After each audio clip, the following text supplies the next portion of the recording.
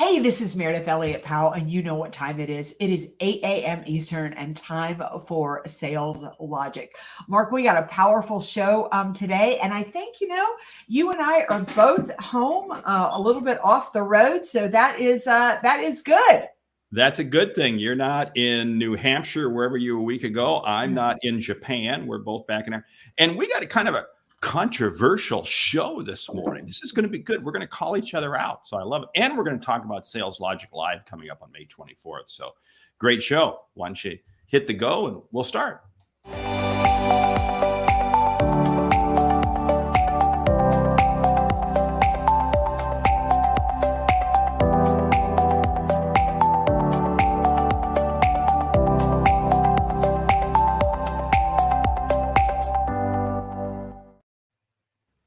All right, 8 a.m. Eastern. Now, Mark, I'm going to tell the group how the show works. Mark and I come to you every Saturday morning, 8 a.m. Eastern, to talk about one of our favorite subjects, and that is sales, how you grow your business, build your sales team, and get the results that you want.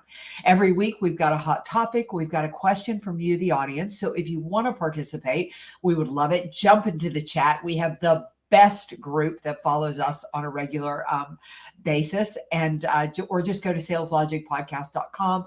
We talk about a book. We have a lightning round, and if you go to the website, you can get a download that'll help you put that lightning round into place. So, Mark, what is on tap?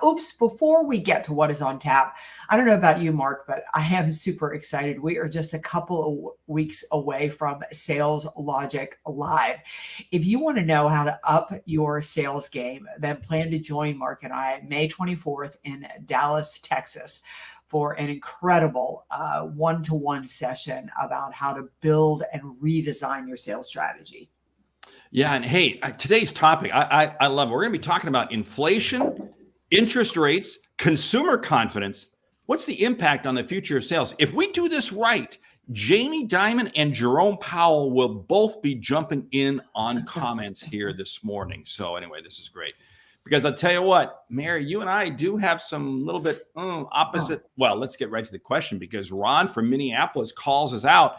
He says, Mark, you and Meredith seem to have such different views of the marketplace and the future of sales. Ooh, I like this. What do you think is happening with inflation, interest rates, the economy, and consumer confidence? And what should I be doing to get my sales team ready? This is a debate. You're on the clock. Go, Mayor. Yeah. So I actually got asked this question at a conference last week. I was speaking in Minneapolis, and one of our listeners came up and said, Mayor, every week I see you and Mark go on such different sides of the coin. And I'm kind of wondering, what do I do? How do I prepare? And if you listen to Sales Logic regularly, you know that Mark is the optimist, and I think the realist, but we really think very differently when it comes to inflation, interest rates, and what's going to happen in the market. So, Mark, why don't you kick us off? Where do you think things are going? Well, here's the thing. I think interest rates are calming. I watch the markets. I watch the economic reports. I think they are calming. Everything is cyclical. You go back to the 70s, we were seeing rampant inflation, and even into the early 80s, rampant inflation. And we thought that was the norm. We thought that was the norm for future, for decades to come. And then things calmed down. So yes, we're in a period of inflation right now, but I do believe it is calming. Everything is cyclical. And this is why I always remain an optimist regarding what's going on out there. So go ahead and play the realist, as you say you are. I love this. Well, I don't think that I'm a pessimist, but I think that, we're experiencing about the worst inflation that we've had in 40 years. I'm a little less concerned about inflation as I am concerned about deflation. I think interest rates will probably go up one more time, but I'm not as concerned about interest rates going up as I'm concerned about the speed of which the interest rates are going up. I think in essence, now, Mark, don't let me say, I think you think that by the end of the year, the market's going to get better. And I think by the end of the year, things are going to get a little bit worse. Would that be accurate?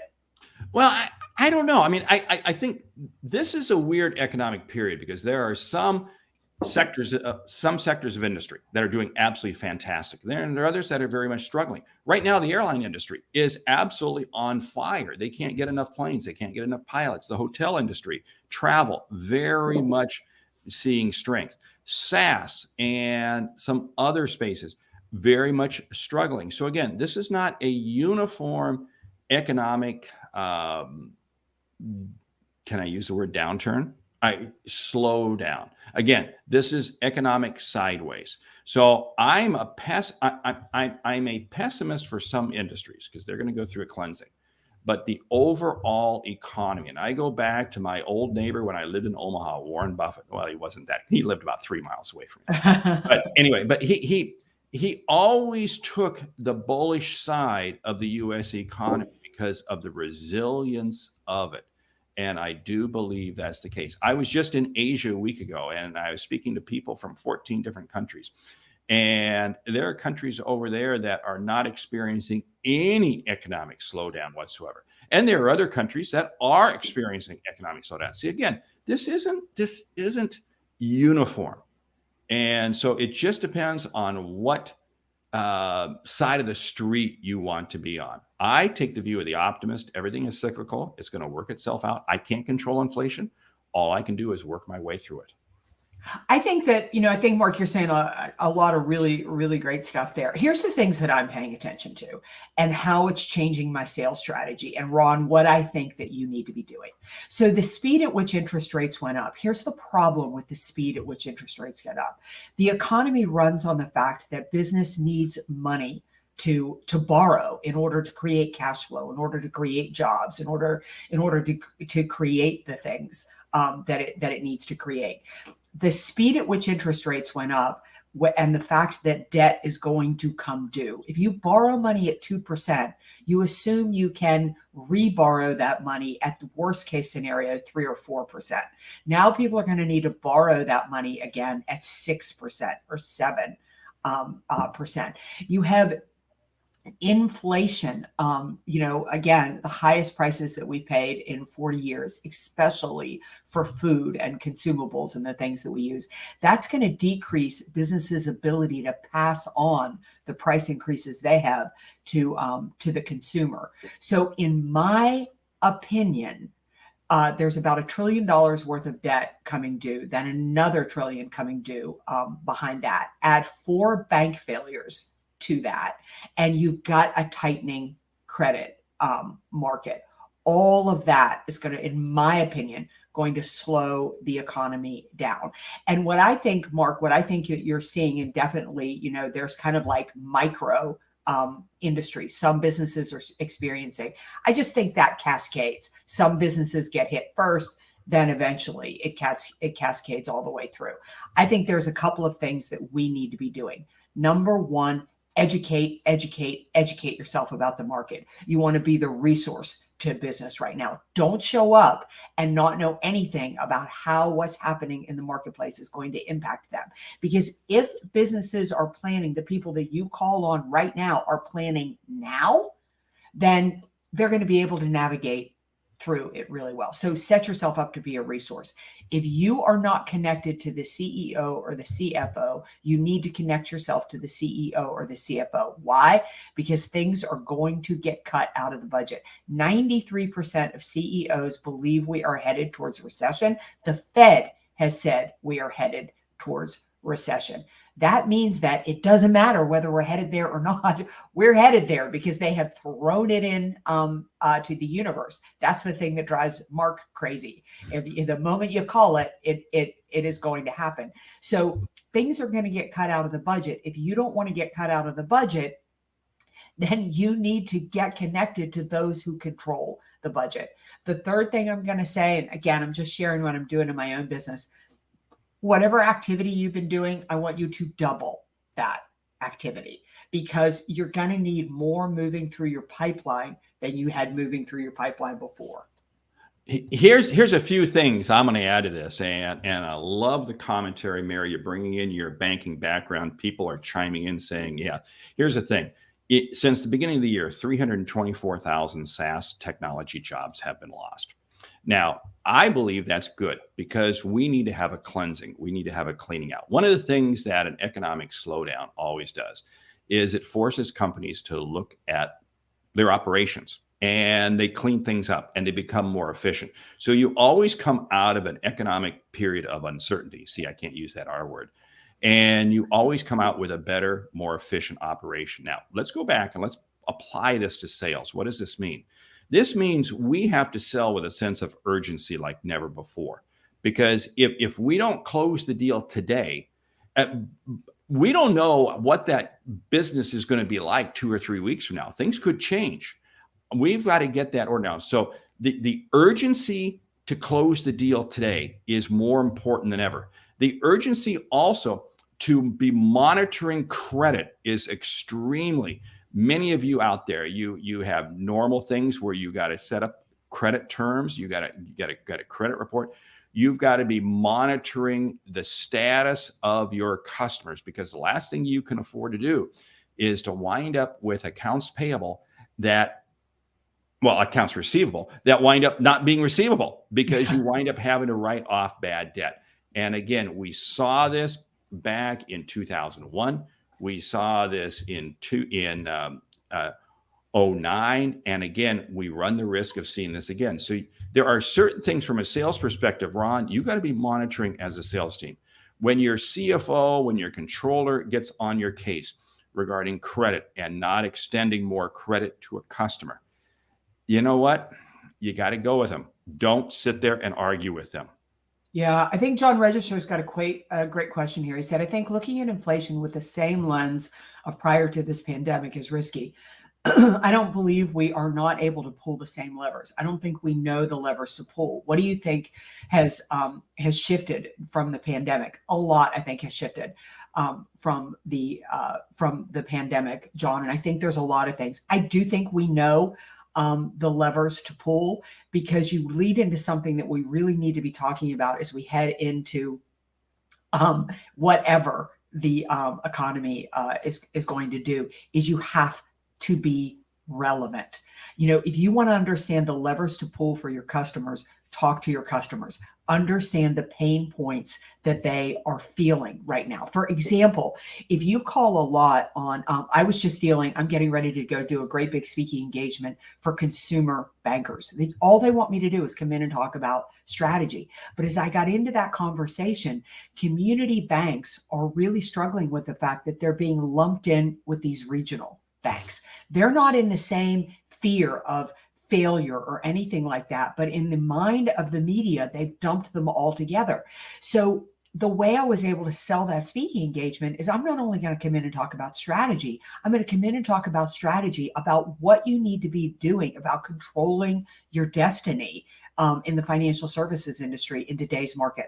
I don't know what you sell as an audience, Pete, Kevin, Anika, John, Bryn, but you need to realize that what was relevant 2 months ago isn't relevant right now. The pain point keeps shifting for customers, and they will spend money with people who can solve the right problem. But you need to understand what that problem is. You know, you bring up another good point, and that is you got to be careful what the media is saying, because again, the media are, with the exception of a few voices in the media, they're not experts in the economy. Not at all. And as a result, like you said, they are lumping community banks in with regional, completely different. Jamie Dimon's come out and talked about this on several things. And you have to understand, you can't get caught up in the wave. I'm going to go back to the pandemic. In some of the early days of the pandemic, there were people that were writing off Earth. You know, I mean, this was the end of mankind. This was the end. And if you read some of the media and so forth, we came through it okay. That's in the rear view lens. And again, this too will be in the rear view lens. One of the things you have to understand is you can't allow yourself to become so short-sighted with every decision you make that when the economy picks back up again, you're caught short. You know, this is the time right now for businesses to go out and grab market share. Go out and grab market share. I can't stress this enough. Why? Because some of your competitors are in a little bit of a weaker state, right? So go out and get their market share. This is not the time to sit there and say, oh, I'm going to let go of my sales team. Now, I realize that. I work with a lot of SaaS companies, and they've had to let go of their sales teams because they don't have the cash. They just don't have it. But if you can anyway afford it, keep them in play. And the reason being is because if you wait for the economic signals to turn before you scale back up, you'll be too late. You will always be behind. The media is always behind the curve when it comes to growth. And one final comment. I get a little bit concerned that there are too many voices out there that are almost talking us into economic R. Again, I won't use that word. Well, I think when one of those voices is the Fed, and the Fed is saying that you're headed towards recession, I think that's a pretty strong voice that is pretty well. And I'm going to jump in there. And how many times? Go back to Paul Volcker. How many times has the Fed really gotten it right? I mean, the Fed has always. Again, I'm not disparaging the Fed. But it's amazing. You go back and I can trace back to Paul Volcker. He's the first one I really followed. And they don't always stick the landing right. It's just not about. I'd say I will land on the Fed. I'd say 80 to 90% of the time they absolutely get it wrong, but they correct themselves in the end. I mean, if you remember, they were saying that this what we're going through was just going to be short-lived, and now I think they're correcting themselves. I love this comment by Kevin Durkin. Is it safe to also say we're dealing with COVID hangover? Meaning all these companies that had to pull from other areas to cover PPE or even with PPP still force companies to pull cash flow from other resources. Brilliant, Kevin. That is one of the biggest problems. As companies spent and companies managed cash flow based on the fact that there was so much money from the government flowing into the economy. Now that money has pulled out of the economy. Add interest rates going up. So what you've got is the government was flushing cash into the economy. Now they have stopped, and the credit market has tightened. That means there's going to be less available money to flow into the economy. You can see that consumer spending is starting to trend down. People are increasing their spend on their credit cards and less savings account, which tells you it's costing people more to spend what they have been spending. All this to say, you can call me I'm fine to be called the pessimist. I think of myself as a realist. I just like to know and grasp what is happening in the economy. It still can be your best year on record. You can look down through history and see that people have grown like crazy. But I think you have to understand the market and what's going on, and understand that the person who bought like that isn't going to have the same amount of cash to buy from you, and isn't going to have the same amount of decision making power. So it's one of the biggest reasons that Mark and I are getting together with all of you on May 24th in Dallas, because we want to talk about, here's the reality of happening in the marketplace. But if you make these shifts, you can be really, really successful, but you've got to understand what's going on. Last week, the two greatest economists, Warren Buffett and Charlie Munger, had their little soiree, Berkshire Hathaway days. And one of the things that Warren made the comment is, and of course, remember, he's an investor and they also own a tremendous number of companies. One of the things that he said his CEOs were telling him is that the supply chain is still way out of balance. In other words, back during COVID, everybody was placing major orders because they couldn't get supply. Yeah. Now, suddenly those orders have turned into shipments and they've turned into inventory. So we do have a lot of imbalance in supply chain management throughout the economic sector. I was just in Japan a week ago, and one of the people I was dealing with was a person from Vietnam. Vietnam is seeing incredible economic growth. Why? Because manufacturing is pulling out of China and establishing themselves in the Vietnam. And what is interesting is she made the comment to me, she said, we are experiencing the same supply chain issues you're experiencing in the US because we can't necessarily get the raw materials. We have the labor, we have the infrastructure to build, but we can't get the raw materials with which to construct. And in other things, we've been able to establish, but then orders have been canceled. So there's still a tremendous amount of imbalance. And again, this is something that is going to impact every salesperson by industry, by sector, by channel. And you're going to have to be monitoring this very close. We could talk about this for hours. Yeah, it really is interesting. I love what John Register said here because I think it's great advice. It's another thing that we all should be doing. He said, I saw this last year with the Fed being one of his clients. In other words, what John is saying, I hope I get this right, John, is you saw it coming. You saw the market shifting. You know, as a sales professional, selling in the present is easy. You need to sell into the future. You need to see what is coming. And that is what John did, is he saw the market shifting. So he grabbed a 22 speech client. He wants to sell 60 for the year. It put him a third of the way, and he didn't have as much pressure on him at a time when it may be a little bit more difficult to land speaking engagements. I just had a long conversation with a client yesterday, and I love this. It's an association, and everybody in the business is doing incredibly well. They're having their best years on record, but their two biggest suppliers, one just declared bankruptcy, and the other is in financial trouble. So what did they want me to come in and talk about? How the heck do they need to position themselves now? They can see the writing on the wall because what is happening to their suppliers. And I think, Mark, this is such an interesting discussion because you're right. You know, when an economy goes south or does whatever, it isn't like it happens across all industries overnight, but your industry will most likely be impacted. And by watching what is happening in the markets, you can be prepared and you can be ready. Yeah, and that means you got to be looking downstream and upstream to understand what your customers are doing. I go back to Ronald Reagan, his comment back in 83 or 84. He said, when your neighbor loses his job, it is a recession. When you lose your job, it is a depression. And again, it's the lens with which you look at it. So anyway, hey, time is running past. We got to jump to the book. I'm not familiar with this book. Talk to me about the book. I was just at a board of directors meeting for the National Speakers Association. I was seeing if I had the book right here. I thought I did. Anyway, it is called, is Tamsen Webster, Finding Your Red Thread. In other words, I thought this book was so good for this discussion because it is about literally finding your differentiation in the marketplace.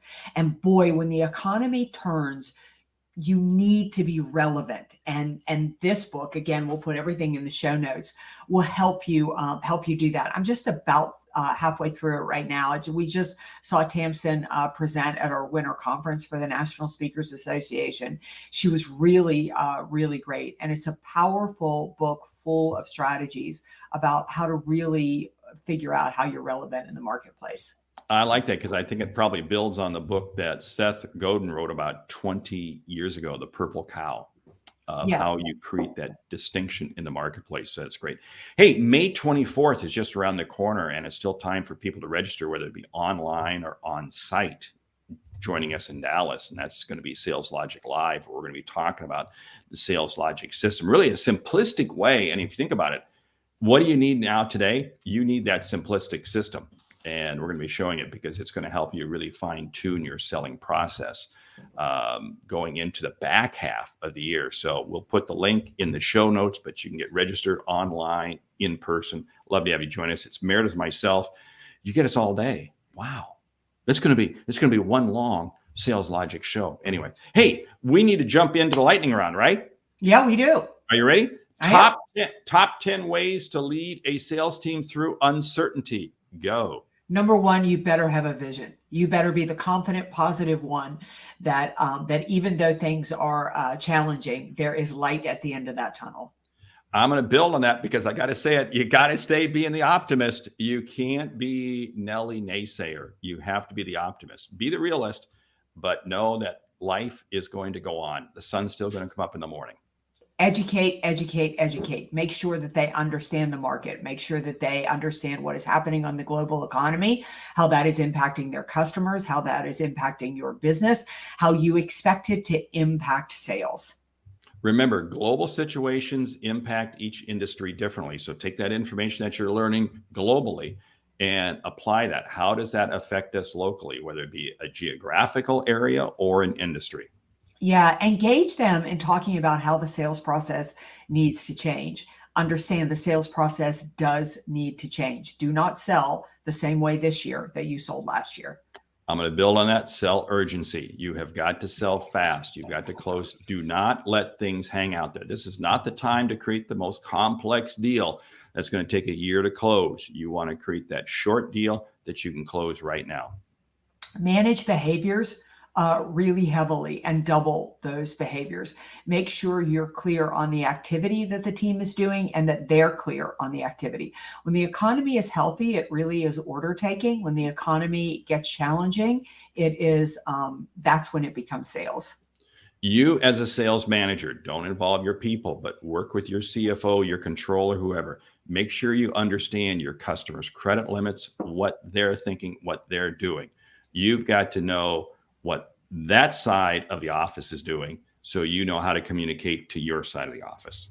Yeah, I would say really also ensure that everybody on the sales team understands how your organization makes money, how big the margins are. That's going to help them so much in negotiation, what a cost of goods sold is.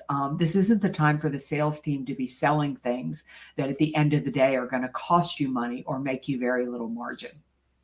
I go back to an old expression, sell what's on the truck. Sell what you have in inventory. Don't sit there and sell mythical something. Sell what's on the truck. Keep your people focused. All right, Mark, you give one more, I'll give one more, and we'll be done. Sure. I'll give one more, and that is very simply this. Be watching upstream and downstream. Be understanding how your suppliers are doing, like Mayor brought up in the example in terms of bankruptcy on some suppliers. Be careful of that. Downstream, how are your customers doing? You as a sales manager need to be acutely aware. One more and we'll close it down. Yeah, I would say if you want to prepare your sales team to sell during an uncertain marketplace, plan to join Mark and I and me May 24th in Dallas, Texas, because boy, if you liked this discussion, there's going to be so much more of it, and really dealing with the important things that you need to know, and working on mindset, skill set, and everything that you need in order to get the results that you want. And if you want to rush to it, jump out to saleslogicpodcast.com and you'll see it right there, the link to join. With that, we want to say thank you for listening to Sales Logic this week. If you like what you hear, subscribe, rate, and review the show on your favorite podcast app. If something we've said has earned you a single dollar, hey, consider telling a friend about our show. It's how we grow when you grow. I'm Mark Hunter. And I'm Meridith Elliott Powell. Remember, when you sell with confidence and integrity, uncertainty suddenly becomes your competitive advantage. And the sale becomes logical. All right. We will see you right back here next week, 8 a.m. Eastern, and plan to join us, Dallas, Texas, May 24th. We'll see you there.